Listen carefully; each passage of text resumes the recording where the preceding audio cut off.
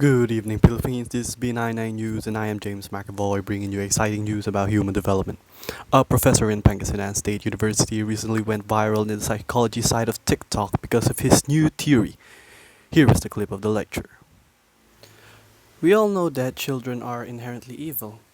You see, we all know a kid that annoys us during family reunions, a kid who takes the last piece of chicken nuggets, and a kid who blackmails us. I personally have an experience with the last one, but I am not about to dive down deep into the rabbit hole. The point is, if given the circumstances and the power, they will act on their primal urges and allow their id to take over. You see, this is the Brightburn theory. This is my theory. This theory is actually inspired by the movie Brightburn. You see, Brightburn is a horror take on the classic Superman origin story, depicting what it would be like if a superpowered alien boy named Brandon Breyer, who was raised in Kansas, turned out to be a twisted mass murderer. Brandon was raised in a house full of love and affection, but as Brandon nears puberty, a powerful darkness manifests within him.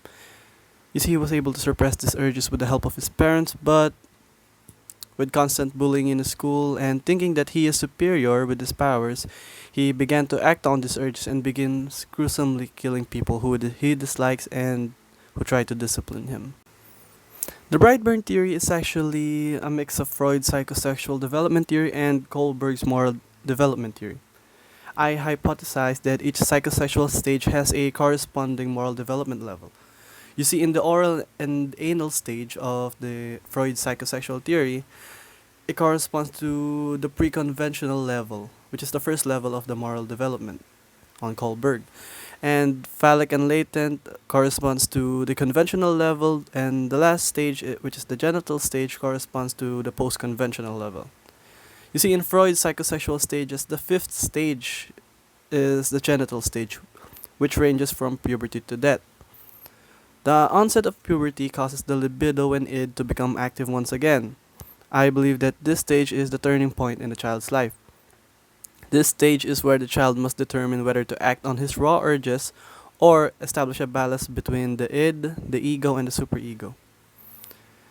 This is also where the level 3 or the post-conventional stage comes into play. Throughout the post-conventional level, a person's sense of morality is defined in terms of more abstract principles and values. People now believe that some laws are unjust and should be changed or eliminated. This level is marked by a growing realization that individuals are separate entities from society, and that individuals may disobey rules inconsistent with their own principles. This stage of the Brightburn theory is where children are most susceptible to their urges. This is where they create and live by their own ethical principles. Generally, the chosen principles are abstract rather than concrete and focus on ideas such as equality, dignity, or respect. You see, laws are only valid insofar as they are grounded in justice, and a commitment to justice carries with it an obligation to disobey unjust laws. People choose the ethical principles they want to follow, and if they violate those principles, they feel guilty. In this way, the individual acts because it is morally right to do so, and not because he or she wants to avoid punishment. It is in their best interest, it is expected, it is legal, or it is previously agreed upon. You see, all in all, the Brightburn theory simply recognizes the power that the libido and the id have over children undergoing puberty. That is all. Now there you have it, folks, the Brightburn theory. Hopefully we will be learning more about the theory soon. This is James McAvoy signing out.